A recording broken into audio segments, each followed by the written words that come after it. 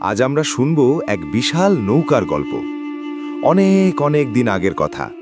মানুষ যখন আল্লাহকে ভুলে গিয়ে খারাপ কাজ করতে শুরু করল, তখন আল্লাহ তাদের সঠিক পথ দেখাতে হজরত নূহ আলাইহিসসালামকে পাঠালেন।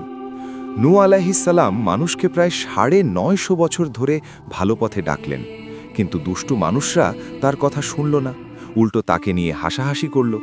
তখন আল্লাহ নূহ আলাইহিসসালামকে একটি বিশাল জাহাজ বা নৌকা তৈরি করতে বললেন।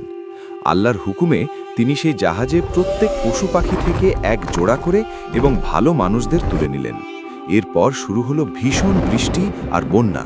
আকাশ থেকে পানি, মাটি থেকে পানি, চারদিকে শুধু পানি আর পানি।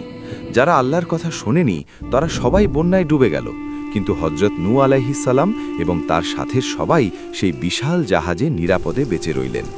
শিক্ষা: এই গল্প থেকে আমরা শিখলাম, যারা আল্লাহকে ভালোবাসে এবং বড়দের কথা মেনে চলে, আল্লাহ সবসময় তাদের বিপদে রক্ষা করেন।